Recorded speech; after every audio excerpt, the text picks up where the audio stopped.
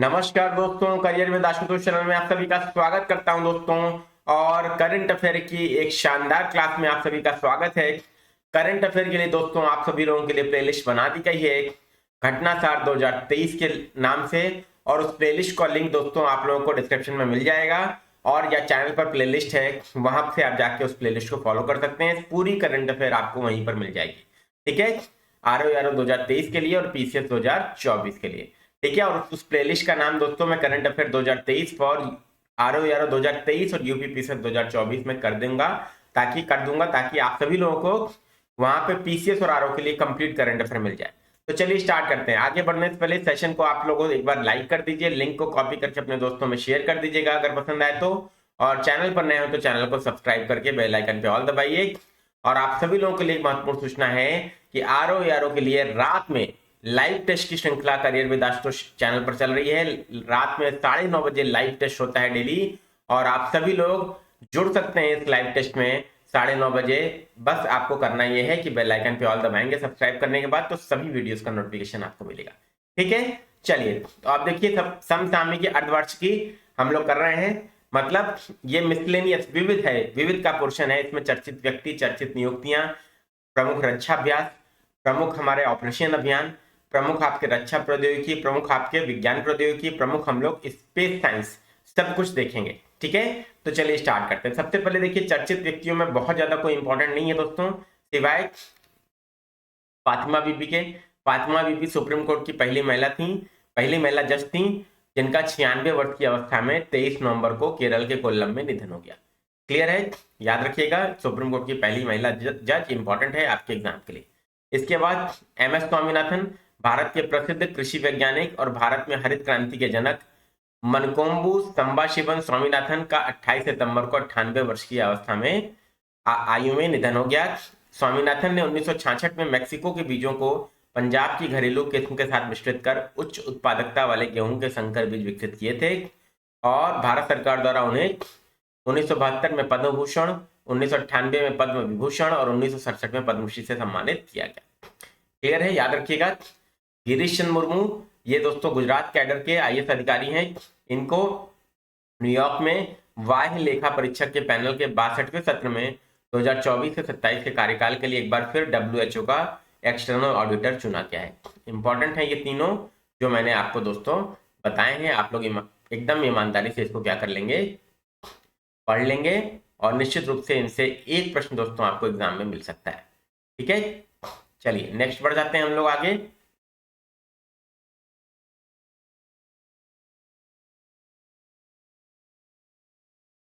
सुब्रत राय सहारा, सहारा समूह के संस्थापक उद्यमी सुब्रत राय का 75 वर्ष की आयु में 14 नवंबर 2023 को मुंबई में निधन हो गया। यह Sahara finance, airlines, real estate, media, शिक्षा और स्वास्थ्य के क्षेत्र में कई कंपनियों के संस्थापक थे, ठीक है।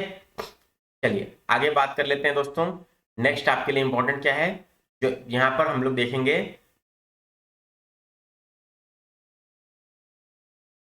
धोर्डो गुजरात चर्चित स्थल में इंपॉर्टेंट है। इस बार के लिए 19 अक्टूबर 2023 को संयुक्त राष्ट्र विश्व पर्यटन संगठन द्वारा सर्वश्रेष्ठ पर्यटन गांव 2023 का इसे घोषित किया गया है। यह गुजरात के कच्छ जिले में स्थित धोर्डो गांव सर्वश्रेष्ठ पर्यटन गांव के रूप में चुना गया है। याद रखिएगा, धोर्डो गांव सांस्कृतिक महत्व रखता है और विशेष रूप से 2005 में रण उत्सव के शुभारंभ स्थल के रूप में जाना जाता है। याद रखिएगा, इंपॉर्टेंट है आपके दृष्टिकोण से, एग्जाम के लिए इस बार के लिए बहुत ही ज्यादा इंपॉर्टेंट है, ठीक है। चलिए नेक्स्ट हम लोग देख लेते हैं क्या चीज इंपॉर्टेंट है दोस्तों। उधमपुर इंपॉर्टेंट है। सितंबर 2023 में जम्मू कश्मीर के उधमपुर रेलवे स्टेशन का नाम शहीद क्या रख दिया गया दोस्तों, तो शहीद कैप्टन तुषार महाजन रेलवे स्टेशन कर दिया गया है। इसको आप लोग नोट कर लीजिएगा, याद कर लीजिएगा, वेरी वेरी इंपॉर्टेंट आपके एग्जाम के दृष्टिकोण से, ठीक है। चलिए अब देख लेते हैं दोस्तों नवीनतम नियुक्तियां जो कि आपके लिए इंपॉर्टेंट हैं। नवीनतम नियुक्तियों में क्या चीज इंपॉर्टेंट है दोस्तों, तो सबसे पहले SPG का प्रमुख नियुक्त किया गया किसे, आलोक शर्मा को, ठीक है, वरिष्ठ IPS अधिकारी हैं। क्लियर। इसके बाद दोस्तों यहाँ पर हितेश कुमार S मकवाना को भारत का नया महासर्वेक्षक नियुक्त किया गया। कंचन देवी को भारतीय वानिकी अनुसंधान शिक्षा परिषद की प्रथम महिला महानिदेशक नियुक्त किया गया।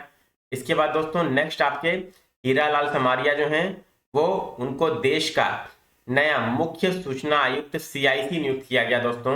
ये आपके लिए इंपॉर्टेंट है दोस्तों एग्जाम के दृष्टिकोण से, देश के नए CIC। ये पॉलिटी के क्वेश्चन के तौर पर भी इंपॉर्टेंट है आपके लिए, ठीक है। चलिए, और इन्हें शपथ किसने दिलाई? ये CIC को राष्ट्रपति द्रौपदी मुर्मू ने पद और गोपनीयता की शपथ दिलाई। इसके बाद दोस्तों लेफ्टिनेंट जनरल रघु श्रीनिवासन, इनको भारत के बॉर्डर रोड ऑर्गेनाइजेशन के नए महानिदेशक के रूप में नियुक्त किया गया, BRO के महानिदेशक। इसके बाद दोस्तों अरिंदम बागची मार्च 2020 से विदेश मंत्रालय के प्रवक्ता के रूप में कार्यरत थे। इनको अब संयुक्त राष्ट्र संघ के जेनेवा स्थित कार्यालय में भारत का राजदूत या स्थायी प्रतिनिधि अक्टूबर 2023 में नियुक्त किया गया है, जो आपके लिए बहुत इंपॉर्टेंट है, ठीक है, याद रखिएगा, आ सकता है एग्जाम में। इसके बाद दोस्तों श्रीनिवास के स्वामी ऑडिट ब्यूरो ऑफ सर्कुलेशन का वर्ष 2023-24 के लिए अध्यक्ष इन्हें नियुक्त किया गया है।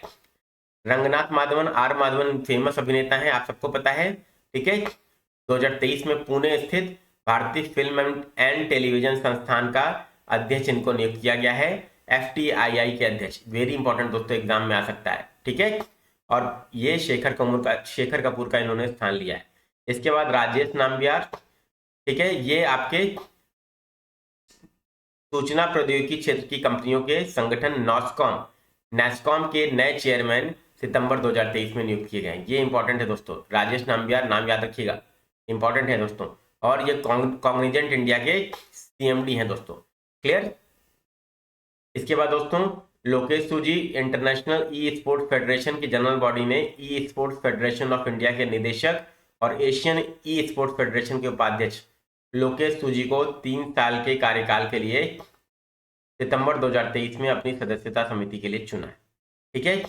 नेक्स्ट आपके लिए इंपॉर्टेंट है भार्गव दास गुप्ता, ये 3 वर्ष के कार्यकाल के लिए एशियाई विकास बैंक के उपाध्यक्ष के रूप में नियुक्त किए गए, इंपॉर्टेंट है दोस्तों, ठीक है।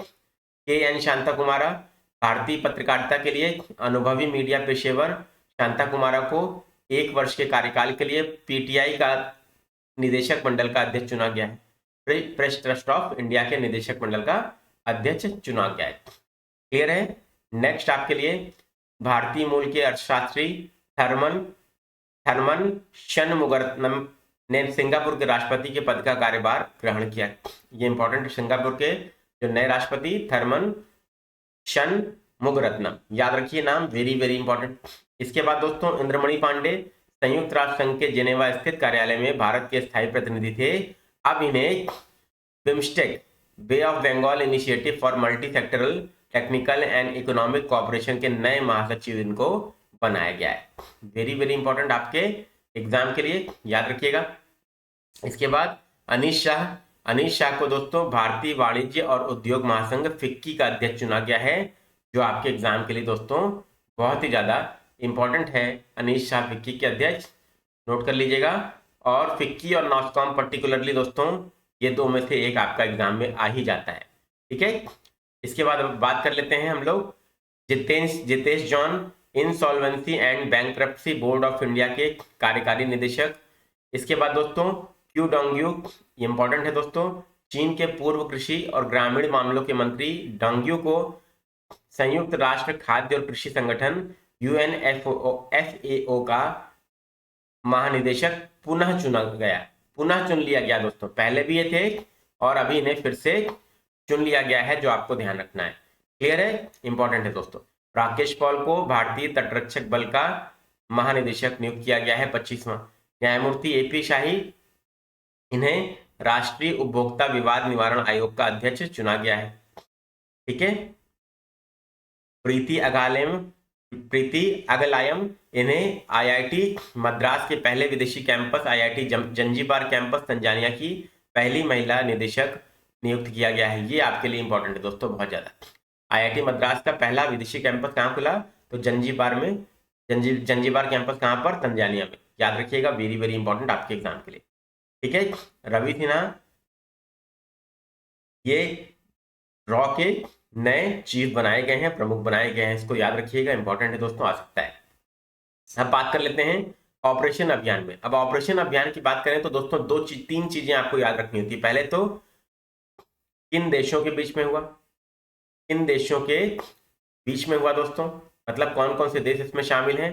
इसके बाद कहां पर हुआ, ठीक है। और तीसरा आता है किस प्रकार का है अभ्यास, मतलब वायुसेना अभ्यास है कि थल सेना अभ्यास है कि जल सेना अभ्यास है। याद रखिएगा, वेरी वेरी इंपॉर्टेंट आपके एग्जाम के दृष्टिकोण से। समझ में आ गई बात सबको, क्लियर है बेटा सबको, ठीक है, याद रखिएगा। अब देखिए वज्र प्रहार की बात करें तो 2023 या भारत अमेरिका संयुक्त विशेष बल सैन्य अभ्यास वज्र प्रहार 2023 के 14वें संस्करण का आयोजन उमरोई छावनी मेघालय में किया गया। ठीक है, याद रखिएगा कहां पर किया गया, मेघालय में। ये आपके लिए इंपॉर्टेंट है। और किसके बीच में था, तो संयुक्त विशेष बल सैन्य अभ्यास और भारत और अमेरिका के बीच में आयोजित किया गया। ये आपको याद रखना है। 3 चीजों का उत्तर आपको ढूंढना है, किन देशों के बीच में, कहां पर और किस प्रकार का अभ्यास है। ठीक है, चलिए, तो भारत अमेरिका संयुक्त विशेष बल सैन्य अभ्यास था ये, याद रखिएगा, ये भी आपके लिए इंपॉर्टेंट है, और मेघालय में हुआ। इसके बाद विनबैक्स 2023 भारत और वियतनाम के बीच में कहां पर हुआ, हनोई में हुआ दोस्तों। ठीक है, भारत वियतनाम के बीच में हनोई में हुआ। और संयुक्त सैन्य अभ्यास था। क्लियर, 3 ही चीजों का उत्तर ढूंढना है। ऑस्ट्रा हिंद, यही 3 देखिए आप पढ़ लेंगे अच्छे से तो एग्जाम में आप प्रश्न बन जाएगा आपसे। करंट अफेयर पढ़ते तो सब लोग हैं दोस्तों, लेकिन एग्जाम में प्रश्न वही बना पाता है जिसको पता रहता है कैसे क्वेश्चन आते हैं। ऑस्ट्रा हिंद, तो इसके लिए दोस्तों लाइव टेस्ट में रात में 9:30 पे जरूर सब लोग जुड़िए, जिसमें हम लोग वहां पर लाइव एग्जाम के क्वेश्चन को सॉल्व कैसे कर रहे हैं ये सीख रहे हैं। ऑस्ट्रा हिंद भारत ऑस्ट्रेलिया के बीच में सशस्त्र बलों के बीच का अभ्यास है, और यह ऑस्ट्रेलिया के पर्थ में हुआ। ठीक है, संयुक्त सैन्य अभ्यास है, याद रखिएगा। क्लियर दोस्तों, नेक्स्ट बात कर लेते हैं मित्र शक्ति। ये भारत और श्रीलंका के बीच में संयुक्त सैन्य अभ्यास था, कहां पर हुआ, तो पुणे में आयोजित किया गया। प्रस्थान अभ्यास, भारतीय नौसेना ने रक्षा, राज्य और नागरिक एजेंसियों के साथ मिलकर द्विवार्षिक अभ्यास प्रस्थान का आयोजन मुंबई के अपतटीय विकास क्षेत्र में पूरा किया। क्लियर, सूर्य किरण भारत और नेपाल की सेनाओं का 17वां संयुक्त सैन्य अभ्यास। ये सैन्य अभ्यास था दोस्तों किसका, भारत और नेपाल का, याद रखिएगा। कहां पर हुआ, तो उत्तराखंड में आयोजित हुआ। क्लियर, इंपॉर्टेंट है दोस्तों, याद रखेंगे। नेक्स्ट 13 नवंबर से 25 नवंबर तक भारतीय सेना के तीनों अंगों ने अपने उन्नत हथियार प्रणालियों और तकनीकों के परीक्षण हेतु त्रिशक्ति प्रहार अभ्यास किया, याद रखिएगा। और इसका आयोजन राजस्थान के जैसलमेर में किया गया। इसके बाद दोस्तों नेक्स्ट देख लेते हैं नेटपोल रेक्स 9 भारतीय तटरक्षक बल ने 25 नवंबर 2023 को वाडीनाथ गुजरात में 9वां राष्ट्रीय स्तर प्रदूषण प्रतिक्रिया अभ्यास आयोजित किया। कहां पर, गुजरात में हुआ, याद रखिएगा, प्रदूषण अभ्यास था। ठीक है, और किसने किया, भारतीय तटरक्षक बल ने। इसके बाद दोस्तों त्रिशूल 2013 भारतीय वायुसेना ने किया युद्धाभ्यास, याद रखिएगा, लेह से लेकर राजस्थान तक, और इसका नाम त्रिशूल रखा गया। इसके बाद दोस्तों युद्धाभ्यास की बात करें, ये भारत और अमेरिकी सेना के बीच का संयुक्त सैन्य प्रशिक्षण अभ्यास था। ठीक है, कहां पर हुआ, अलास्का में हुआ। ये आपके लिए इंपॉर्टेंट है दोस्तों, और सैन्य प्रशिक्षण अभ्यास था। क्लियर है। नेक्स्ट आपके लिए सिम्बैक्स भारत और सिंगापुर की नौसेनाओं के बीच में सिम्बैक्स 2023 नामक वार्षिक समुद्री अभ्यास हुआ। कहां पर, यह आपका सिंगापुर में आयोजित किया गया। क्लियर हो गई बात, याद रखिएगा। एस में आपका, एस से क्या है दोस्तों, एस से आपका सिंगापुर है, एस से आपका सिंगापुर है, आई से आपका क्या है, इंडिया है। ठीक है, ठीक है। इसके बाद एम से मैरीटाइम बायलैटरल एक्सरसाइज। क्लियर, चलिए, इंपॉर्टेंट है दोस्तों सिम्बैक्स, याद रखिएगा। सिम्बैक्स आपका काफी इंपॉर्टेंट है, आप लोगों को ध्यान रखना है। इसके बाद आपका अभ्यास FTX 23, ये रूस के प्रिमोर्स्की क्षेत्र में आयोजित आतंकवाद निरोधक फील्ड प्रशिक्षण अभ्यास था, और भारत की ओर से राजपूताना राइफल्स ने हिस्सा लिया। इसका उद्देश्य आतंकवाद निरोध के क्षेत्र में क्षेत्रीय सहयोग को मजबूत करना। तो आयोजित कहाँ हुआ, तो रूस में हुआ, याद रखिएगा, आतंकवाद निरोधक फील्ड अभ्यास था। क्लियर। इसके बाद दोस्तों अभ्यास बोंगो सागर 2023 और समन्वित गश्ती कारपेट अभ्यास भारत और नौसेनाओं के बीच में, भारत और बांग्लादेश की नौसेना के बीच में कहाँ पर आयोजित किया गया? विशाखापट्टनम में। Very important. ठीक है। इसके बाद यहाँ पर भारतीय नौसेना और बांग्लादेश की नौसेना के बीच संयुक्त गश्ती कॉर्पोरेट अभ्यास का आयोजन भी किया गया। कहाँ पर? बंगाल की उत्तरी खाड़ी में। याद रखिएगा, दोनों ही आपके एग्जाम के लिए इंपॉर्टेंट है और निश्चित रूप से पूछा जाने वाला ये क्वेश्चन हो सकता है आपका। क्लियर? हरिमाओ शक्ति भारत और मलेशिया के बीच में हुआ।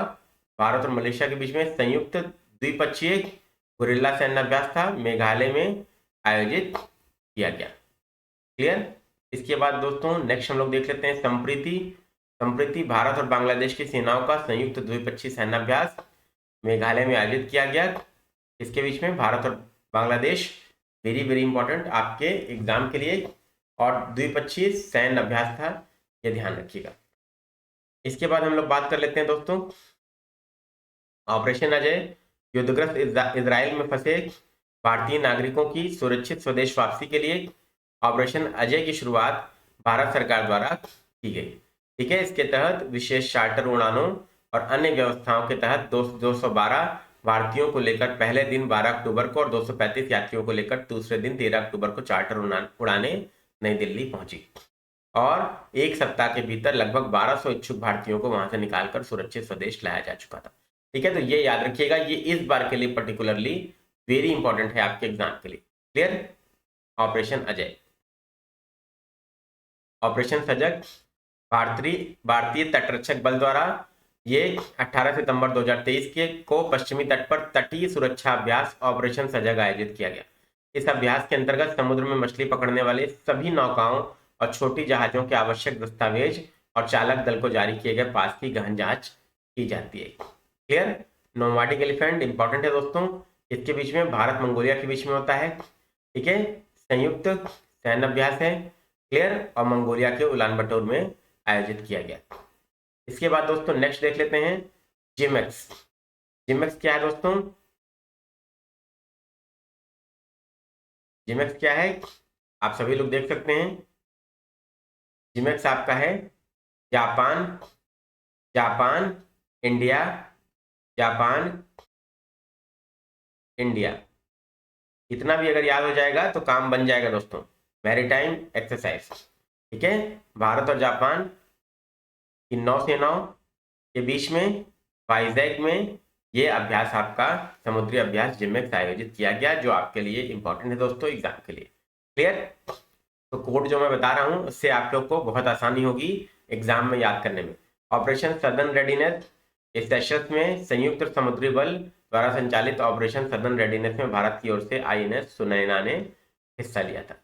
इसके बाद दोस्तों नेक्स्ट आपके लिए है, अब योजना परियोजना पे आ जाते हैं। मेरा गांव मेरी धरोहर पहल, ये संस्कृति पर्यटन मंत्री जी किशन रेड्डी ने राज्यसभा में मेरी गांव मेरी धरोहर पहल का खुलासा किया। इसका उद्देश्य देश भर के गांवों को अंतर्निहित समृद्धि को उजागर करने के लिए तैयार किया गया है। ये आप लोग याद रखेंगे, उद्देश्य भी बहुत ही ज्यादा इंपॉर्टेंट है। तो संस्कृति मंत्रालय की पहल है, याद रखिएगा। और भारतीय गांवों के बारे में जानकारी को आभासी और वास्तविक रूप में आगंतुकों के लिए सुलभ बनाना इसका उद्देश्य है। क्लियर?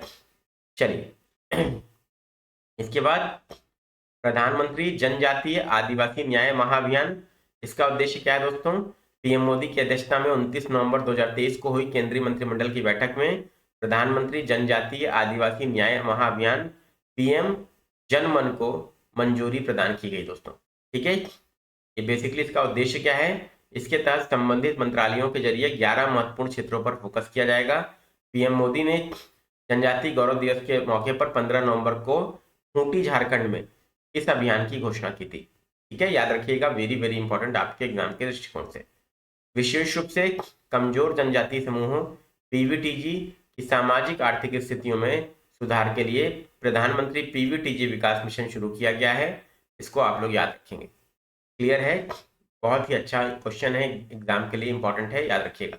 PVTG क्या है? पर्टिकुलरली वल्नरेबल ट्राइबल ग्रुप्स, परिवारों और बस्तियों को सुरक्षित आवास, स्वच्छ पेयजल और स्वच्छता, शिक्षा, स्वास्थ्य, पोषण तक बेहतर पहुंच, सड़क, दूरसंचार कनेक्टिविटी और स्थायी आजीविका के अवसरों जैसे बुनियादी सुविधा प्रदान करना इस अभियान का उद्देश्य है कि पीवीटीजे परिवारों को ये सारी चीजें मुहैया कराई जाए। इसके बाद नेक्स्ट आपके लिए पीएम विश्वकर्मा योजना बहुत इंपॉर्टेंट है, याद रखिएगा। पीएम मोदी ने 13,000 करोड़ रुपए की पीएम विश्वकर्मा योजना का शुभारंभ किया 17 सितंबर 2023 को विश्वकर्मा जयंती के अवसर पर।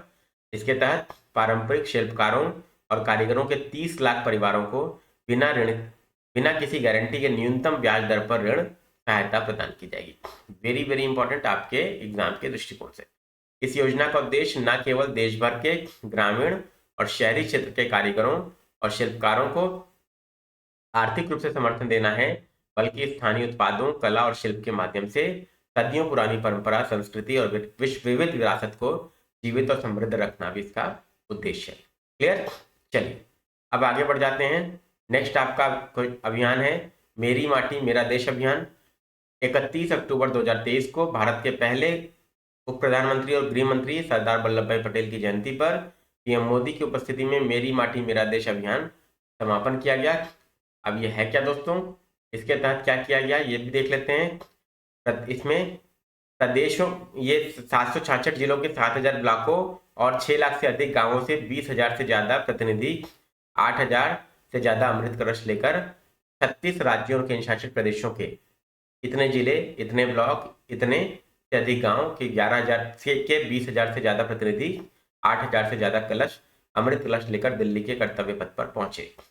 और अमृत कलश यात्रा भारत के हर कोने से मिट्टी और विभिन्न क्षेत्रों से पौधे लेकर राष्ट्रीय युद्ध स्मारक के पास एक भव्य अमृत वाटिका की कल्पना करती है, जो एक भारत श्रेष्ठ भारत का प्रतीक है। क्लियर? चलिए अब यहाँ पर पीएम मोदी ने 9 अगस्त 2023 को आजादी का अमृत महोत्सव के हिस्से के रूप में मेरी माटी मेरा देश अभियान और अमृत कलश यात्रा की परिकल्पना की, जिसकी नोडल एजेंसी संस्कृति मंत्रालय को बनाया गया। इस अभियान का नारा क्या था? मिट्टी को नमन, वीरों का वंदन। ये भी याद रखिएगा, ये मल्टीपल स्टेटमेंट क्वेश्चन में आ सकता है आपके PCSRO में। ठीक है, चलिए मेरा युवा भारत प्लेटफॉर्म, तो देश के युवाओं की मेरा युवा भारत नामक प्लेटफॉर्म का शुभारंभ किया पीएम मोदी ने देश के युवाओं के लिए। ठीक है, और मेरा युवा भारत नामक एक संस्थान की स्थापना को मंजूरी दी गई 11 अक्टूबर को कैबिनेट के द्वारा। याद रखिएगा, इंपॉर्टेंट है आपके एग्जाम के लिए। मेरा युवा भारत प्लेटफॉर्म का प्राथमिक उद्देश्य युवा विकास के लिए एक संपूर्ण सरकारी मंच बनाना है। ठीक है, राष्ट्रीय युवा नीति में युवा की परिभाषा के अनुरूप 15 से 29 वर्ष की आयु के युवाओं के लिए इसे केंद्रित किया गया है। क्लियर? चलिए अब देख लेते हैं स्किल ऑन व्हील क्या है। स्किल ऑन व्हील क्या है? 17 सितंबर 2023 को लोकसभा अध्यक्ष ओम बिरला और केंद्रीय शिक्षा मंत्री धर्मेंद्र प्रधान ने राष्ट्रीय कौशल विकास निगम और इंडसलैंड बैंक के साथ मिलकर स्किल ऑन व्हील की शुरुआत की। इसका उद्देश्य ग्रामीण युवाओं, मुख्यतः महिलाओं को प्रमुख डिजिटल कौशल से युक्त करना और उन्हें नौकरी और भविष्य के लिए तैयार करना है। इस पहल का उद्देश्य आगामी 5 वर्षों में 60,000 युवाओं को सशक्त बनाना है। तो स्किल ऑन व्हील्स दोस्तों आपके लिए बहुत ही ज्यादा इंपॉर्टेंट है, ये स्किल डेवलपमेंट का एक पहल है। ठीक है, चलिए अब समिति आयोग की बात करते हैं। तो संसद में जो सुरक्षा उल्लंघन हुआ था आप सबको पता है, इसके लिए अनीश दयाल कमेटी की स्थापना की गई। ठीक है, चलिए इसके बाद दोस्तों बैंक इंश्योरेंस मानदंडों की समीक्षा के लिए किस समिति का गठन हुआ दोस्तों? तो मीना कुमारी की अध्यक्षता में समिति का गठन किया गया है। ठीक है, याद रखिएगा किसने गठन किया? IRDAI ने, भारतीय बीमा विनियामक और विकास प्राधिकरण ने किया है। इसका उद्देश्य क्या है? बैंक इंश्योरेंस पॉलिसी की गलत बिक्री, जबरन बिक्री की शिकायतों के बीच इसकी दक्षता में सुधार करना। ठीक, चलिए इसके बाद दोस्तों नेक्स्ट बात कर लेते हैं एक देश एक चुनाव के लिए समिति। ये मोस्ट इंपॉर्टेंट है दोस्तों इस बार के लिए। ये इस बार आपके एग्जाम में आने के लिए पूरी संभावना है इसकी, इस बार आने की पूरी संभावना है आपके एग्जाम में इसकी। याद रखिएगा, एक देश एक चुनाव के लिए पूर्व राष्ट्रपति कोविंद की अध्यक्षता में समिति गठित की गई है। देश के पंचायत, नगर निगम से लेकर विधानसभा, लोकसभा तक के सभी चुनाव एक ही साथ कराने की दिशा में सरकार ने कदम आगे बढ़ा दिया है। और इसके लिए दोस्तों आपको पता होना चाहिए, एक उच्च स्तरीय समिति, 8 सदस्यीय उच्च स्तरीय समिति का गठन केंद्र सरकार ने 2 सितंबर 2023 को किया है और समिति का अध्यक्ष पूर्व राष्ट्रपति श्री रामनाथ कोविंद को बनाया गया है। याद रखिएगा, रामनाथ कोविंद क्या है इसके अध्यक्ष। क्लियर, सभी लोगों के लिए बहुत इंपॉर्टेंट है और इस बार आने की संभावना भी ज्यादा है। समिति के 7 अन्य सदस्य कौन कौन से हैं? अमित शाह हैं गृह मंत्री, सबसे बड़े विपक्षी दल के नेता कांग्रेस के अधीर रंजन चौधरी हैं, गुलाम नबी आजाद हैं, वित्त आयोग के पूर्व अध्यक्ष एनके सिंह, लोकसभा के पूर्व महासचिव सुभाष कश्यप, वरिष्ठ अधिवक्ता हरीश साल्वे हैं और सतर्कता आयोग के पूर्व अध्यक्ष संजय कोठारी को उसमें शामिल। अधीर रंजन चौधरी ने समिति का सदस्य बनने से इनकार कर दिया है, यह भी आप लोग को ध्यान रखना है। ठीक है, चलिए, इसकी विधि और न्याय मंत्रालय की अधिसूचना के अनुसार विधि मंत्रालय के सचिव नीतीश चंद्रा समिति के सचिव बनाए गए हैं और विधि मंत्री अर्जुन राम मेघवाल विशेष आमंत्रित सदस्य के रूप में इसकी बैठकों में उपस्थित होंगे। क्लियर, याद रखिएगा, इस बार के लिए मोस्ट इंपॉर्टेंट है महेश चंद्र समिति एनसीईआरटी द्वारा national institute of educational planning and administration के चांसलर महेश चंद्र पंत की अध्यक्षता में इस समिति की स्थापना की गई। क्लियर, चलिए इसके बाद देख लेते हैं दोस्तों, यहाँ पर इसमें आपको याद रखना है इस समिति का उद्देश्य क्या है। एनसीईआरटी द्वारा पाठ्यक्रम में संशोधन करना। पढ़ जाते हैं, प्रमुख प्रदर्शनी, मेले, सम्मेलन, महोत्सव में क्या आपके लिए इंपॉर्टेंट है, बस स्थान क्या है, कहाँ पर ये सम्मेलन हुआ, ये आपके एग्जाम में सबसे ज्यादा आता है। जैसे आपका global partnership on artificial intelligence, ये सम्मेलन दोस्तों कहाँ पर आयोजित किया गया? इसका शिखर सम्मेलन आपका नई दिल्ली में आयोजित किया गया। कहाँ पर? तो न्यू दिल्ली में, ये याद रखिएगा। क्लियर,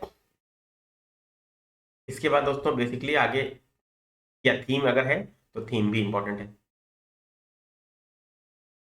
पहला ग्लोबल प्रोफेशनल अकाउंटेंट्स कन्वेंशन कहाँ पर हुआ? वो ग्लोबल प्रोफेशनल अकाउंटेंट्स कन्वेंशन आपका गांधीनगर गुजरात में हुआ दोस्तों। इसकी थीम क्या थी? Connecting the globe creating value. बस इतना ही आपको याद रखना है। गांधीनगर गुजरात में हुआ पहला ग्लोबल प्रोफेशनल अकाउंटेंट्स कन्वेंशन और थीम थी connecting the globe creating value. Next, 27वीं विश्व सड़क कांग्रेस कहाँ स्थापित की गई, कहाँ आयोजित की गई? तो ये आपका चेक गणराज्य में आयोजित की गई। ठीक है, इसका मुख्य विषय क्या था? प्राग 2023 together on the road again. इसके बाद बात कर लेते हैं इंडिया इंटरनेट गवर्नेंस फोरम, इसका तीसरा संस्करण नई दिल्ली में आयोजित किया गया और थीम इसकी क्या थी? भारत के डिजिटल एजेंडे को समायोजित करते हुए आगे बढ़ना। तो इंपॉर्टेंट है दोस्तों। इसके बाद प्रौद्योगिकी और भारतीय भाषा शिखर सम्मेलन 2023 कहाँ आयोजित किया गया? तो नई दिल्ली में दोस्तों आयोजित किया गया। It is very very important आपके एग्जाम के दृष्टिकोण से। इसका विषय क्या था दोस्तों? प्रौद्योगिकी एवं भारतीय भाषाएं। याद रखिएगा, इस बार के एग्जाम के लिए आ सकता है दोस्तों। ठीक है, प्रौद्योगिकी एवं भारतीय भाषा शिखर सम्मेलन था, ये इंपॉर्टेंट है दोस्तों। क्लियर, चलिए, वैश्विक मत्स्य पालन सम्मेलन ये कहाँ आयोजित किया गया 2023 का? अहमदाबाद गुजरात में। ये आपका अहमदाबाद गुजरात में आयोजित किया गया। इसका विषय क्या था? मत्स्य पालन और जल कृषि संपदा का जश्न मनाना। इंपॉर्टेंट। 26वां राष्ट्रीय ई गवर्नेंस सम्मेलन कहाँ हुआ?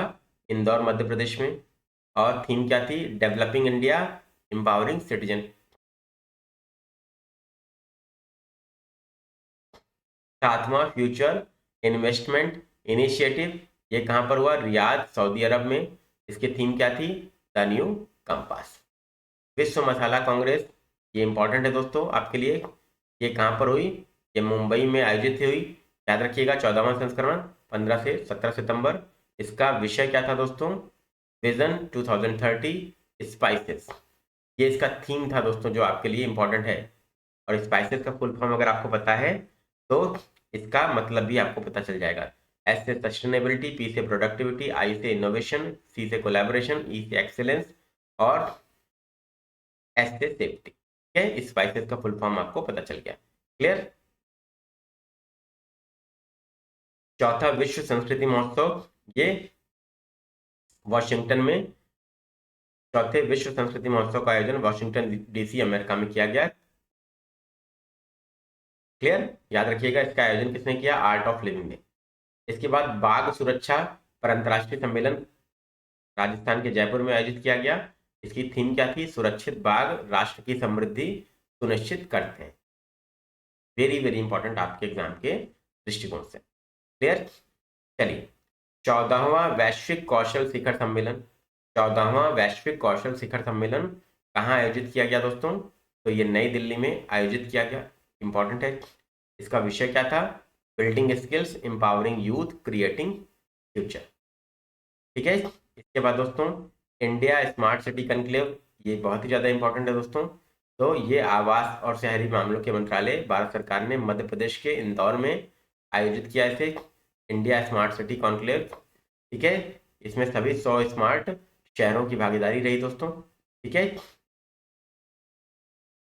हिंद महासागर ट्यूना आयोग की डेटा संग्रह और सांख्यिकी की 19वीं कार्यदल की बैठक हुई। इतना महत्वपूर्ण नहीं दोस्तों, के बारे में हम लोग बात नहीं करेंगे इतना। मेन आपके लिए इंपॉर्टेंट क्या है? चलिए, 27वां WAIPA विश्व निवेश सम्मेलन, ये विश्व निवेश सम्मेलन कहाँ आयोजित किया गया? तो नई दिल्ली में, पहली बार ये दिल्ली में आयोजित किया गया। इसका विषय क्या था? निवेशकों को सशक्त बनाना और आईपीए भविष्य के विकास में अग्रणी, ये इसका थीम है दोस्तों। ठीक है। बेसिकली ये विश्व निवेश सम्मेलन था, ये आप लोग को ध्यान रखना है, वेरी वेरी इंपॉर्टेंट आपके एग्जाम के दृष्टिकोण से। क्लियर। चलिए, इंटरनेशनल सोलर अलायंस की छठी असेंबली हुई। ये कहाँ पर हुई दोस्तों? अंतर्राष्ट्रीय सौर गठबंधन आईएसए की छठी असेंबली नई दिल्ली में आयोजित की गई, याद रखिएगा। ठीक है। और इसमें ऊर्जा पहुंच, ऊर्जा सुरक्षा और ऊर्जा रूपांतरण जैसे प्रमुख पहलों पर विचार विमर्श किया गया। आईएसए भारत के द्वारा शुरू किया गया वैश्विक गठबंधन है, इसमें भारत और फ्रांस नेतृत्व की भूमिका निभा रहे हैं, नेतृत्व प्रदान कर रहे हैं। ठीक है। चलिए, अब महरौली में शमसी तालाब जहाज महल में जल इतिहास उत्सव का आयोजन किया गया। ये आपके लिए इंपॉर्टेंट है दोस्तों। जल शक्ति मंत्रालय के तहत राष्ट्रीय जल मिशन ने दिल्ली के महरौली स्थित जहाज महल शमसी तालाब में जल इतिहास उत्सव का आयोजन किया। यह आयोजन जल विरासत स्थलों की सुरक्षा के बारे में जागरूकता बढ़ाएगा और पर्यटन और ऐसी विरासत संरचनाओं की बहाली को बढ़ावा देगा। क्लियर।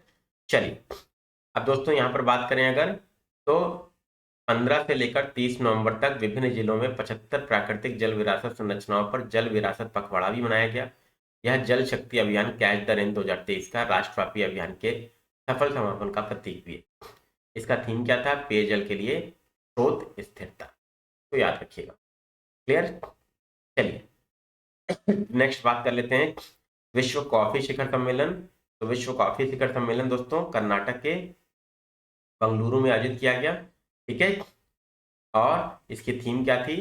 सर्कुलर इकोनॉमी, सर्कुलर अर्थव्यवस्था और पुनर्योजी कृषि के माध्यम से स्थिरता।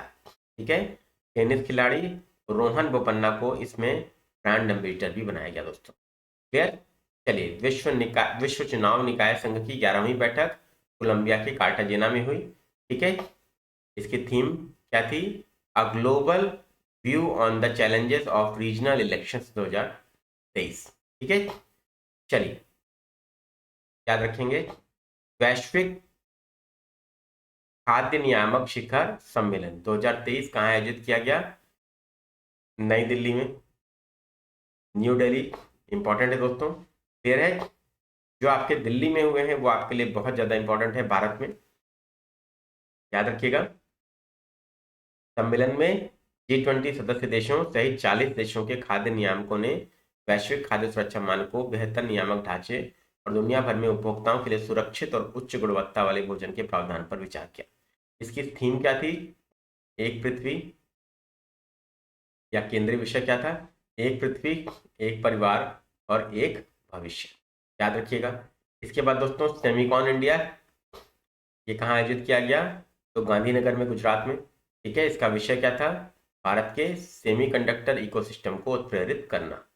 सेमिकॉन इंडिया इंपॉर्टेंट है दोस्तों इस बार के लिए, आपके लिए, याद रखिएगा, केंद्रीय विषय आपके लिए। क्लियर। अब विज्ञान प्रौद्योगिकी में देखते हैं क्या चीजें इंपॉर्टेंट है। चीन ने पृथ्वी पर सबसे गहरी प्रयोगशाला शुरू की, कहाँ पर बनाई? चीन के सिचुआन प्रांत में। ठीक है। 2400 मीटर गहरी है। ठीक है। और भौतिक प्रयोगशाला है ये। Frontier physics experiments deep underground और ultra low radiation background facility. ठीक है, ये लियांग चान यी ऑटोनोमस प्रांत में सिंगपिंग माउंटेन के नीचे स्थित है। ठीक है, याद रखिएगा, ये ब्रह्मांड के सबसे बड़े रहस्य डार्क मैटर के बारे में अध्ययन हेतु इस प्रयोगशाला को बनाया गया है। यही एक मेन पॉइंट है जो आपको ध्यान रखना है। क्लियर? और कितने मीटर गहरी है? 2400 मीटर, सिचुआन प्रांत चीन में। ठीक, इसके बाद दोस्तों आईआईटी मद्रास ने पानी से आर्सेनिक और धातु आयनों को हटाने के लिए अमृत का विकास किया। दोस्तों इंपॉर्टेंट है दोस्तों, ये आईआईटी मद्रास ने आर्सेनिक और धातु आयनों की मात्रा 0.01 मिलीग्राम प्रति लीटर के स्तर से कम करने के लिए Amrit arsenic and metal removal by Indian technology नामक तकनीक को विकसित किया है। ये आप लोग याद रखेंगे, इंपॉर्टेंट है दोस्तों।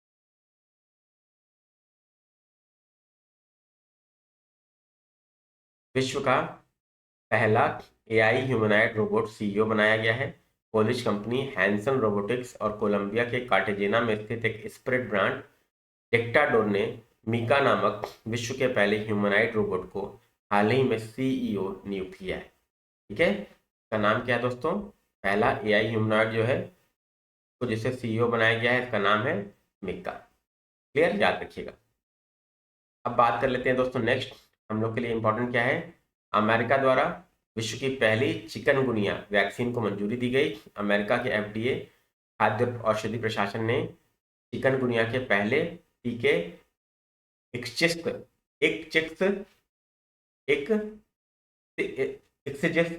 कह सकते हैं आप इसे, ठीक है, को मंजूरी प्रदान की है। इस टीके को फ्रांसीसी बायोटेक कंपनी विलनेवा ने तैयार किया। किसने तैयार किया दोस्तों? इसको तैयार किया है फ्रांसीसी बायोटेक कंपनी विलनेवा ने। नोट कर लीजिएगा, वेरी वेरी इंपॉर्टेंट है। क्लियर है दोस्तों? आपको समझ में आ रही बात? टीके का नाम आप लोग याद रखेंगे और फ्रांस की कंपनी ने तैयार किया इसे। चलिए अब बात कर लेते हैं गहरे समुद्र में समुद्रयान की लॉन्चिंग 2026 में। ठीक है, तो चंद्रमा और सूर्य की दिशा में अध्ययन और अनुसंधान के लिए कदम बढ़ाने के पश्चात अब गहरे समुद्र में भी संसाधनों और जैव विविधता के संबंध में अध्ययन भारतीय वैज्ञानिकों द्वारा किए जा रहे हैं। अब इसमें क्या किया जा रहा है, ये भी बात आपके लिए इंपॉर्टेंट है। इस दिशा में समुद्र में 6000 मीटर की गहराई तक समुद्रयान भेजने की भू विज्ञान मंत्रालय की योजना है। इस समुद्रयान को मत्स्य 6000 नाम दिया गया है। इसका निर्माण चेन्नई स्थित national institute of ocean technology द्वारा किया जा रहा है। इसको ध्यान रखेंगे आप लोग, इंपॉर्टेंट है दोस्तों। ठीक, चलिए, यह एक डीप ओशन मिशन है जिसे ब्लू इकोनॉमी को विकसित करने के लिए किया जा रहा है, तो आप लोग ध्यान रखेंगे। ठीक है, इस मिशन के जरिए समुद्र के बारे में जानकारी मिलेगी, इससे रोजगार के अवसर बढ़ेंगे और इस प्रक्रिया में समुद्री संसाधनों का उपयोग किया जाएगा और इसकी लॉन्चिंग 2026 में प्रस्तावित है। इंपॉर्टेंट है दोस्तों आपके लिए। ठीक है, नेक्स्ट, दुर्लभ धातु टेंटेलम की खोज आईआईटी रोपड़ के शोधकर्ताओं द्वारा पंजाब में सतलज नदी की रेत में की गई है। ये आप लोग ध्यान रखेंगे। क्लियर है? अब नेक्स्ट देख लेते हैं, यहाँ पर नेक्स्ट चीज क्या इंपॉर्टेंट है आपके लिए। कॉम्पैक्ट सेमीकंडक्टर चिप का पेटेंट भारतीय को। ठीक है, ये एक बड़ी अचीवमेंट है दोस्तों। उत्तराखंड के डॉक्टर अरविंद सिंह रावत और उनकी शोध टीम ने मलेशिया में सेमीकंडक्टर चिप पर ट्रांसफार्मर का आविष्कार कर अंतर्राष्ट्रीय पेटेंट जुलाई 2023 में प्राप्त किया। ठीक है, इसका पेटेंट अपने सहयोगी शोधार्थी मलेशिया के डॉक्टर जगदीश्वरन और डॉक्टर सेल्वा कुमार और यूनिवर्सिटी ऑफ साइंस मलेशिया के साथ मिलकर दर्ज कराया। ठीक है, डॉक्टर अरविंद ने बताया कि यह चिप पर सबसे नए आकार और न्यूनतम क्षेत्रफल का ऑन चिप ट्रांसफार्मर है जो आने वाले समय में 5G, 6G, टीवी, दूरसंचार, मोबाइल, लैपटॉप, कंप्यूटर और अन्य सभी तरह के इलेक्ट्रॉनिक उपकरणों की दक्षता बढ़ाएगा, जो आपके लिए क्या है, एक बहुत ही महत्वपूर्ण चीज है जो ध्यान रखना है। क्लियर है? चलिए अब बात कर लेते हैं दोस्तों नेक्स्ट, आपके लिए इंपॉर्टेंट क्या है। अंतरिक्ष प्रौद्योगिकी बहुत इंपॉर्टेंट है। सूर्य की ओर इसरो का आदित्य L1 मिशन भेजा गया, आप सबको पता है दोस्तों। तो भेजा कब क्या, तो चंद्रयान 3 की सफलता के बाद अंतरिक्ष अनुसंधान की दिशा में एक और कदम बढ़ाया इसरो ने। आदित्य L1 का प्रक्षेपण 2 सितंबर 2023 को किया। यह डेट याद रखिएगा दोस्तों, इस बार के लिए इंपॉर्टेंट है। किससे किया गया प्रक्षेपण? तो PSLV C57 से। यह भी आपके लिए इंपॉर्टेंट है। किससे किया गया? PSLV C57 से। और कहां से? श्रीहरिकोटा स्थित सतीश धवन अंतरिक्ष केंद्र से। क्लियर है बात? सबको स्पष्ट हो रही है बात? ठीक है, ध्यान रखिएगा, ये तीनों ही डिटेल आपके लिए इंपॉर्टेंट है, बहुत ही ज्यादा। इसका वेट कितना है? 1480 किलोग्राम। ठीक है, इसके बाद बात कर लेते हैं, इसे सूर्य के कोरोना के दूरस्थ अवलोकन और अध्ययन के लिए डिजाइन किया गया है। ठीक है, बेसिकली आदित्य L1 है क्या? ये एक वेधशाला है। ठीक है, ये बात ध्यान रखिएगा, आपको जानना चाहिए। ठीक है, एग्जाम में आ सकता है, मेंस में तो निश्चित रूप से आपसे GS पेपर 3 में पूछा ही जाएगा। ये प्रश्न आपसे लिखने के लिए निश्चित रूप से आने वाला है इस बार। ठीक है, चलिए, अब पृथ्वी से लगभग 15 लाख किलोमीटर दूर पर स्थित सूर्य, पृथ्वी से लगभग 15 लाख किलोमीटर की दूरी पर स्थित सूर्य पृथ्वी प्रणाली के लैग्रेंज पॉइंट L1 पर इसे स्थापित किया जाना है। वहां पर पहुंचने में से 127 दिन का समय लगेगा। 25 दिसंबर 2023 को आदित्य L1 लैग्रेंज 1 बिंदु के हेलो ऑर्बिट में प्रवेश के निकट पहुंच गया। अब लैग्रेंज पॉइंट क्या है, ये आपसे एग्जाम में पूछ सकता है, मेंस में, इंटरव्यू में। लैग्रेंज पॉइंट पृथ्वी और सूर्य के बीच एक ऐसा स्थान है जहां पृथ्वी व सूर्य के गुरुत्वाकर्षण के बीच एक संतुलन की स्थिति होती है, जिससे इस बिंदु पर कोई भी अंतरिक्षयान एक ही स्थान पर स्थिर रह सकता है। समझ में आ गई बात? ठीक है, वेरी वेरी इंपॉर्टेंट, आपके एग्जाम के दृष्टिकोण से मेंस के लिए बहुत ज़्यादा इंपॉर्टेंट है। दिन और रात का चक्र इस स्थान की साइकिल को प्रभावित नहीं करता, इससे सूर्य वहां से 24 घंटे सातों दिन दिखाई पड़ता है। ये एक बहुत इंपॉर्टेंट चीज़ है। सूर्य से पृथ्वी की दूरी लगभग 15 करोड़ किलोमीटर है। इन दोनों के बीच में 5 लैग्रेंज पॉइंट है, L1 से L5। क्लियर? चलिए, याद रखिएगा, L1 पृथ्वी से 15 लाख किलोमीटर की दूरी पर है, जो पृथ्वी और सूर्य के बीच की दूरी का लगभग 1 पर। क्लियर? चलिए, इसके बाद दोस्तों, आदित्य L1 पर लगे स्पेक्ट्रोमीटर ने 29 अक्टूबर 2023 से अपनी पहली अवलोकन अवधि के दौरान सौर ज्वालाओं के आवेगपूर्ण चरण को रिकॉर्ड किया। क्लियर? चलिए, इतना डिटेल आपके लिए पर्याप्त है प्रीलिम्स के लिए। बाकी ये बात ध्यान रखिएगा आप लोग, आदित्य L1 सूर्य का अध्ययन करने वाली भारत की पहली अंतरिक्ष लेबोरेटरी होगी। पूर्णतः स्वदेशी आदित्य L1 को बेंगलुरु स्थित इंडियन इंस्टीट्यूट ऑफ एस्ट्रोफिजिक्स ने तैयार किया है। वेरी वेरी इंपॉर्टेंट आपके एग्जाम के लिए। क्लियर? के बाद दोस्तों हम लोग बढ़ जाते हैं आगे। कुलशेखरपट्टिनम, कुलशेखरपट्टिनम इसरो का दूसरा लॉन्च पोर्ट होगा।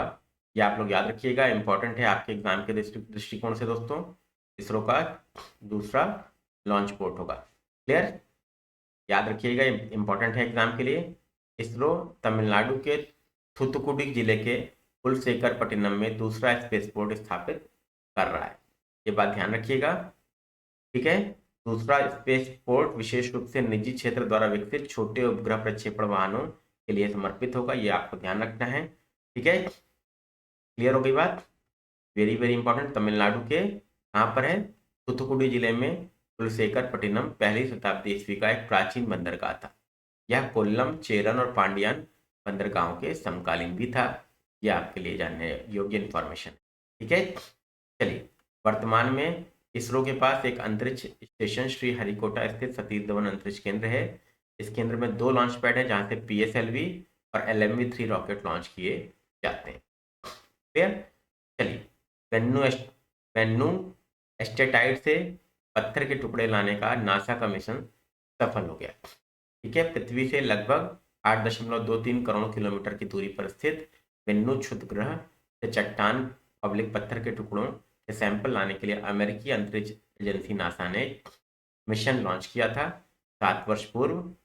ठीक है, ओसिरिस रेक्स मिशन अपने मिशन की सफलता के पश्चात 24 सितंबर 2023 को पृथ्वी पर यह लौट आया। क्लियर है? भारत का पहला एक्सरे पोलरीमीटर सैटेलाइट। ये इंपॉर्टेंट है दोस्तों, क्योंकि देखिए, हम हमेशा याद रखिएगा, आप लोगों के लिए भारत की ही डिटेल ज़्यादा इंपॉर्टेंट है। ये बात हमेशा आप लोग नोट करेंगे। ठीक है, भारत का पहला एक्सरे पोलरीमीटर सैटेलाइट श्रीहरिकोटा के सतीश धवन अंतरिक्ष केंद्र से polar satellite launch vehicle PSLV द्वारा लॉन्च किया गया। इसका उद्देश्य क्या है? तीव्र एक्सरे स्रोतों के ध्रुवीकरण की जांच करना। ठीक है, ये भी आप लोग ध्यान रखेंगे। क्लियर? इसके बाद दोस्तों नेक्स्ट देख लेते हैं। इसरो के एस्ट्रोसैट ने 600 से अधिक गामा किरण विस्फोट की खोज की है। तो इसरो बहुत अच्छा काम कर रहा है दोस्तों, नो डाउट। किसी भी देश को गौरव होगा, और भारत को तो बहुत ज्यादा गौरव है दोस्तों, हम भारतीयों को इसरो पर। ठीक है, इसरो की एस्ट्रोसैट अंतरिक्ष दूरबीन ने 2015 में चालू होने के बाद से 600 से अधिक गामा किरण विस्फोटों का पता लगाया है।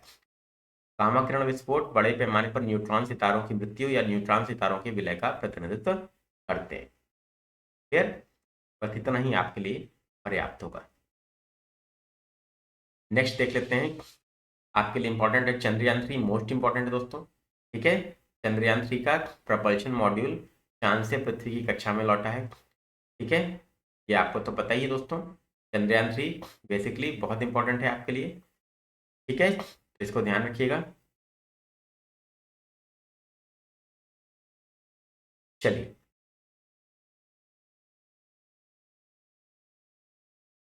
जेम्स वेब स्पेस टेलीस्कोप ने किशोर आकाशगंगाओं का विस्तृत विस्तृत दृश्य कैप्चर किया है।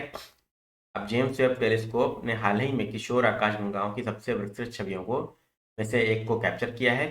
इससे वैज्ञानिकों को यह समझने में मदद मिलेगी कि आकाशगंगाएं कैसे बनी और विकसित हुई। ठीक है, बिग बैंग जो 13.8 अरब वर्ष पूर्व हुआ था, के 2 से 3 अरब वर्ष बाद किशोर आकाशगंगाओं गैलेक्टिक शिशु का निर्माण हुआ। ये गर्म होते हैं और प्रकाश से चमकते भी हैं। क्लियर है? तो ब्रह्मांड में बहुत कुछ है जो अभी जानने योग्य है। ठीक है, अभी हम लोग 1% भी शायद खोज नहीं पाए। ठीक है, गगनयान मिशन से जुड़े टेस्ट व्हीकल अवार्ड मिशन 1 का सफल परीक्षण हो गया। मनुष्य को अंतरिक्ष में भेजने के भारत के महत्वाकांक्षी गगनयान मिशन के तहत सभी आवश्यक उपकरणों के साथ पहली परीक्षण उड़ान TVD-1 21 अक्टूबर 2023 को सफल रही। ठीक है, सतीश धवन अंतरिक्ष केंद्र से इसने उड़ान भरी और 61.1 सेकंड बाद 11.8 किलोमीटर की ऊंचाई पर रॉकेट से CES अलग हो गया। इसके 6 किलोमीटर आगे 17 किलोमीटर की ऊंचाई पर क्रू एस्केप सिस्टम से क्रू मॉड्यूल की पृथ्वी की ओर वापसी शुरू हुई। ठीक है, चलिए यहाँ पर एक महत्वपूर्ण बात यह है कि इसरो के गगनयान मिशन की यह पहली 8.8 मिनट की परीक्षण उड़ान, जिसे टेस्ट व्हीकल अवार्ड मिशन नाम दिया गया है, यह सफल रही। क्लियर? ये आपके लिए इंपॉर्टेंट दोस्तों, तो ध्यान रखेंगे। क्लियर है? चलिए, इसके बाद एक और डिटेल आपके लिए इंपॉर्टेंट है। गगनयान की मानव रहित पहली उड़ान 2024 में और मानव युक्त उड़ान 2025 में संभावित है, जिसमें 3 अंतरिक्ष यात्रियों के दल को 400 किलोमीटर की ऊंचाई पर पृथ्वी की कक्षा में भेजा जाना है। क्लियर है? इज वेरी वेरी इंपॉर्टेंट आपके एग्जाम के दृष्टिकोण से। ठीक है, इसके बाद बात कर लेते हैं स्पेस एक्स अपने 29वें मिशन के अंतर्गत 46 स्टारलिंक उपग्रहों को उनकी कक्षा में स्थापित करेगा। ठीक है, यह स्थापित किया स्पेस एक्स ने अपने 29वें मिशन के अंतर्गत 46 उपग्रहों को उनकी कक्षा में स्थापित किया। अमेरिकी कंपनी है ये स्पेस एक्स, जो अंतरराष्ट्रीय स्पेस स्टेशन के लिए एक और कार्गो मिशन CRS-29 ड्रैगन को फॉल्कन 9 रॉकेट के द्वारा लॉन्च किया है। फॉल्कन 9 के ऊपरी चरण ने योजना के अनुसार उड़ान भरने के 63 मिनट बाद 46 उपग्रहों को पृथ्वी की निचली कक्षा में स्थापित किया। ठीक है, ड्रैगन स्पेसक्राफ्ट को एलन मस्क की कंपनी स्पेसएक्स ने तैयार किया है। इसका उद्देश्य महत्वपूर्ण अनुसंधान गियर और उपकरणों को अंतरिक्ष स्टेशन तक पहुंचाना। ठीक है, चलिए, रमन 2 रॉकेट इंजन का सफल परीक्षण हुआ। इसरो ने हैदराबाद के अंतरिक्ष स्टार्टअप स्काई रूट के रॉकेट इंजन का 21 जुलाई 2023 को सफल परीक्षण किया। यह आपके लिए दोस्तों इंपॉर्टेंट है। तमिलनाडु के महेंद्रगिरी स्थित इसरो प्रपल्शन कॉम्प्लेक्स में लिक्विड थ्रस्टर टेस्ट फैसिलिटी परीक्षण रेंज में रमन 2 इंजन का प्रयोग किया गया। क्लियर है? बेसिकली आपके लिए इंपॉर्टेंट क्या है, स्काई रूट रमन 2 इंजन को अपने प्रक्षेपण यान विक्रम 1 के चौथे चरण में एकीकृत करना चाहता है। इससे पूर्व जून 2023 में स्काई रूट के क्रायोजेनिक इंजन रमन 1 का सफल परीक्षण किया गया था। ठीक है, चलिए, अब यहाँ पर याद रखिएगा, भारतीय निजी अंतरिक्ष वाहन कंपनी स्काई रूट एरोस्पेस ने रमन 1 इंजन का नाम नोबेल पुरस्कार विजेता सीवी रमन के नाम पर। क्लियर। चलिए, यह प्रक्षेपण यान अर्थात रॉकेट का इंजन है। यह प्रोपेलेंट अर्थात ईंधन के रूप में तरल ऑक्सीजन और तरल हाइड्रोजन का उपयोग करता है।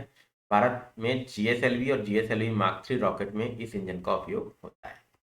Very very important. ठीक है। नवंबर 2022 ने नवंबर 2022 में स्काई रूट एरोस्पेस ने भारत का पहला निजी रूप से विकसित रॉकेट विक्रम एस का सफल परीक्षण किया था। यह आपके लिए इंपॉर्टेंट है। चलिए, दुनिया के सबसे बड़े वाणिज्यिक संचार उपग्रह जुपिटर 3 का सफल परीक्षण किसने किया? एलन मस्क की अंतरिक्ष एक्सप्लोरेशन कंपनी स्पेसएक्स ने किया है जुपिटर 3 को लॉन्च। ठीक है, इतना ही आपके लिए पर्याप्त होगा। ठीक है,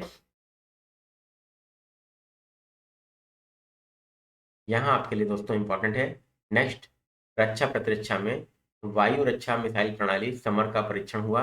देश में ही विकसित समर वायु रक्षा मिसाइल प्रणाली का सफल परीक्षण करते हुए वायुसेना ने बड़ी सफलता हासिल की है। ठीक है, यह परीक्षण अस्त्र शक्ति अभ्यास 2023 के दौरान किया गया। ठीक है, वायुसेना के अनुसार surface to air missile for assured retaliation Samar को रूस में बनी पुरानी हवा से हवा में मार करने वाली मिसाइल प्रणाली का उपयोग करते हुए वायुसेना की रखरखाव कमान ने दिल्ली स्थित 7 बेस रिपेयर डिपो में विकसित किया है। ठीक है, ये इसका फुल फॉर्म याद रखेंगे आप लोग समर का। ठीक है, चलिए इसके बाद दोस्तों इंपॉर्टेंट क्या है आपके लिए इसमें, आवाज, ये महत्वपूर्ण बिंदु, आवाज की रफ्तार से 2 से 2.5 गुना गति से हमला रोकने की इसकी क्षमता है। यह वायु रक्षा प्रणाली आसमान से हुए दुश्मन के हमले को असफल करने के लिए विकसित की गई है। ठीक है, इसे ट्विन बुर्ज लॉन्च प्लेटफॉर्म से दागा जाता है। यह प्लेटफॉर्म एक साथ 2 या सॉल्वो मोड एक के बाद एक मिसाइलें दाग सकता है। हमले के प्रारूप का निर्णय हालात के अनुसार लिया जाएगा, लिया जाता है। ठीक है, चलिए, भारत एक साथ 4 लक्ष्य भेदने की क्षमता वाला पहला देश बन गया है। दिसंबर में आयोजित अस्त्र शक्ति अभ्यास 2023 के दौरान भारतीय वायुसेना ने आकाश हथियार प्रणाली का सफल परीक्षण किया। इस दौरान आकाश एयर डिफेंस सिस्टम ने एक साथ 4 लक्ष्यों को भेदने में सफलता हासिल की। वेरी इंपॉर्टेंट दोस्तों। ठीक है, जमीन से हवा में मार करने वाले आकाश ने सिंगल फायरिंग से 4 लक्ष्यों को एक साथ नष्ट करने में सफलता हासिल की। एक ही फायरिंग यूनिट का उपयोग करके कमांड मार्गदर्शन द्वारा इतनी दूरी पर एक साथ 4 लक्ष्य को निशाना बनाने की क्षमता वाला दुनिया का पहला देश भारत बन गया है, जो आप लोग को याद रखना है। Very very important. ठीक है, आकाश भारत की पहली स्वदेशी मध्यम श्रेणी की मिसाइल है जो कई दिशाओं कई लक्ष्यों को भेदने की क्षमता रखती है। आकाश फायरिंग यूनिट को firing level radar, firing control centre और 2 आकाश एयरफोर्स लॉन्चर के साथ तैनात किया गया है। लॉन्चर्स में 5 मिसाइलें लगी हुई। ठीक है, नेक्स्ट, आईएनएस तरमुगली को नौसेना में शामिल किया गया है, विशाखापत्तनम की नौसेना डॉकयार्ड में। ठीक है, यह है क्या? आईएनएस तरमुगली एक फास्ट अटैक क्राफ्ट है। क्लियर। चलिए, इसे भारत ने 2006 में भारत द्वारा मालदीवियन नेवल डिफेंस फोर्सेस को उपहार में दिया गया था। क्लियर है। चलिए, यहां तक हम लोगों ने देख लिया दोस्तों। अब यहाँ पर नेक्स्ट आपके लिए जो इंपॉर्टेंट चीज है वो क्या है, स्टेल्थ गाइडेड मिसाइल विध्वंसक पोत इम्फाल के शिखर का अनावरण किया गया। प्रोजेक्ट 15B श्रेणी के तहत निर्मित गाइडेड मिसाइल विध्वंसक पोत इम्फाल के शिखर का नई दिल्ली में राजनाथ सिंह जी द्वारा अनावरण किया गया। इस जहाज के शिखर को कंगला पैलेस और कंगला सा से सुसज्जित किया गया है। ठीक है, इस युद्धपोत को भारतीय नौसेना युद्धपोत डिजाइन ब्यूरो द्वारा डिजाइन किया गया है और इसका निर्माण Mazagon Dock Ship Builders Limited Mumbai द्वारा किया गया है। ये आपके लिए इंपॉर्टेंट है। ठीक है, यह जहाज मझगांव डॉक द्वारा 20 अक्टूबर को भारतीय नौसेना को सौंप दिया गया। यह महिला नाविकों के लिए अलग आवास वाला नौसेना का पहला युद्धपोत। ठीक है, यह विध्वंसक अत्याधुनिक हथियारों और प्रणालियों से लैस है, जिसमें सतह से हवा में मार करने वाली मिसाइलें, जहाज रोधी मिसाइलें और टॉर्पीडो शामिल है दोस्तों। ठीक है, नोट कर लीजिएगा। वेरी वेरी इंपॉर्टेंट दोस्तों आप सभी के एग्जाम के दृष्टिकोण से। क्लियर है। चलिए देखते हैं दोस्तों नेक्स्ट आपके लिए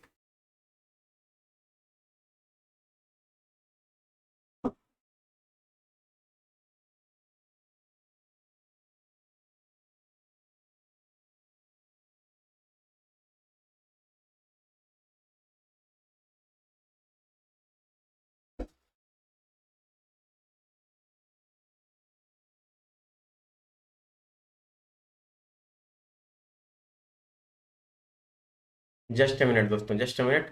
नेक्स्ट आपका है भारतीय सेना का प्रोजेक्ट उद्भव। भारतीय सेना का प्रोजेक्ट उद्भव।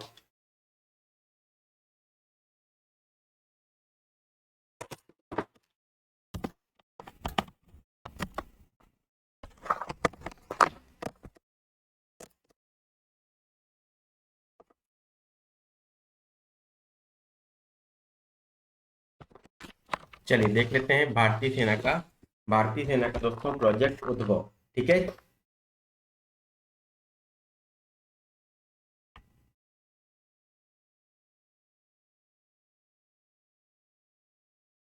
चलिए भारतीय सेना का प्रोजेक्ट उद्भव देख लेते हैं। चलिए नेक्स्ट आपके लिए इंपॉर्टेंट है दोस्तों, यहाँ पर देश की हजारों वर्ष पुरानी सांस्कृतिक विरासत में अंतर्निहित सैन्य प्रणालियों, शासन कौशल और युद्ध कला यथा चाणक्य और तमिल दार्शनिक तिरुवल्लुवर द्वारा लिखित तमिल ग्रंथ तिरुवक्कुरल के ज्ञान सहित विभिन्न ऐतिहासिक रचनाओं में युद्ध कला संबंधी ज्ञान का विद्रोहन करने और आधुनिक सुरक्षा चुनौतियों के लिए उनके लाभ उठाने हेतु प्रोजेक्ट उद्भव की शुरुआत 21 अक्टूबर 2023 को नई दिल्ली में भारतीय सैन्य विरासत महोत्सव के उद्घाटन के अवसर पर की गई। याद रखिएगा, बेसिकली है क्या ये हजारों वर्षों से पुरानी हमारी सांस्कृतिक विरासत में जो सैन्य प्रणालियां, शासन कौशल, युद्ध कला और चाणक्य और तमिल दार्शनिक तिरुवल्लुवर द्वारा लिखित तमिल ग्रंथ तिरुवक्कुरल के ज्ञान सहित विभिन्न ऐतिहासिक रचनाओं में जो युद्ध कला संबंधी ज्ञान है का विद्रोहन करने के लिए और आधुनिक सुरक्षा चुनौतियों के लिए उसके लाभ उठाने के लिए प्रोजेक्ट उद्भव को लॉन्च किया गया है। ये बहुत इंपॉर्टेंट है आपके लिए, याद रखिएगा, वेरी वेरी इंपॉर्टेंट। नेक्स्ट पर जाते हैं हम लोग आगे। आपके लिए इंपॉर्टेंट क्या है, विभव एंटी टैंक माइंस भारतीय सेना में शामिल की गई। विभव एंटी टैंक माइंस भारतीय सेना में शामिल की गई, जो आपको याद रखना है। और ये आपकी 600 एंटी टैंक जिन्हें विभव नाम दिया गया है, भारतीय सेना में इन्हें शामिल किया गया, डीआरडीओ ने इसे डिजाइन किया। इसे डीआरडीओ ने डिजाइन किया है, ये भी बात आप लोग ध्यान रखेंगे। ठीक है, इन माइंस को शत्रु के बख्तरबंद वाहनों के विरुद्ध प्रयोग किया जाना है। और आधुनिक प्लास्टिक द्वारा निर्मित विभव एक पॉइंट अटैक एंटी टैंक गोला बारूद है। स्वदेशी एंटी शिप मिसाइल का सफल परीक्षण किया गया। भारतीय नौसेना और डीआरडीओ ने स्वदेशी नेवल एंटी शिप मिसाइल का सफल परीक्षण किया। यह मिसाइल समुद्र में दुश्मन पोतों पर हमला करने की नौसेना की ताकत में वृद्धि करेगा। ठीक है, नेक्स्ट देख लेते हैं अग्नि-1 बैलिस्टिक मिसाइल का सफल परीक्षण। ओडिशा के एपीजे अब्दुल कलाम द्वीप से स्वदेशी कम दूरी की बैलिस्टिक मिसाइल अग्नि-1 का सफल परीक्षण किया गया। यह सतह से सतह मार करने वाली परमाणु सक्षम मिसाइल है, डीआरडीओ द्वारा विकसित किया गया इसे। ये मारक क्षमता 700 किलोमीटर है, रेंज आपकी 2500 किलोमीटर है। ये दोनों ही आपके लिए इंपॉर्टेंट है दोस्तों, इसको याद रखिएगा। फिर चलिए नेक्स्ट आ जाते हैं, बैलिस्टिक मिसाइल SRBM प्रलय का सफल परीक्षण। ओडिशा तट के पास अब्दुल कलाम द्वीप से सतह मार करने वाली कम दूरी की बैलिस्टिक मिसाइल प्रलय का सफल परीक्षण किया गया। नाम याद रखिएगा, इंपॉर्टेंट है दोस्तों, इसे डीआरडीओ ने विकसित किया है। ठीक है, और यह मिसाइल हवा में एक निश्चित सीमा तय करने के बाद अपना मार्ग बदलने में सक्षम है। यह 305 से 500 किलोमीटर की दूरी की बैलिस्टिक मिसाइल है। इसकी भार वहन क्षमता 500 से 1000 किलोग्राम है। फिर याद रखिएगा, ब्रह्मोस मिसाइल के वायु संस्करण का सफल परीक्षण हुआ। भारतीय वायुसेना ने लंबी दूरी की हवा से लॉन्च की जाने वाली ब्रह्मोस क्रूज मिसाइल का सफल परीक्षण किया। ठीक है, और इसका एयर लॉन्च वर्जन मिसाइल का परीक्षण सुखोई 30 MKI फाइटर जेट से किया गया है। ठीक है, BrahMos air launch version missile supersonic हथियार प्रणाली का उन्नत संस्करण है। इसकी मारक क्षमता 290 किलोमीटर, ये याद रखिएगा। ठीक है, 2005 में भारतीय नौसेना में से शामिल किया गया था और सुपरसोनिक स्पीड से अपने लक्ष्य तक 200 से 300 किलोग्राम तक विस्फोटक ले जाने में ये सक्षम है। तो ये रहा दोस्तों आपका विविध का वीडियो जो हम लोगों ने कंप्लीट किया। अब नवीनतम पुस्तकें दोस्तों हम लोग नेक्स्ट वीडियो में देखेंगे। ठीक है, थैंक यू वेरी मच। उम्मीद करता हूँ वीडियो आपको पसंद आया होगा। पसंद आया तो इसे लाइक कीजिए, शेयर कीजिए, चैनल को सब्सक्राइब करना ना भूलिए और रात में 9:30 बजे लाइव टेस्ट में जरूर जुड़िए। Thank you.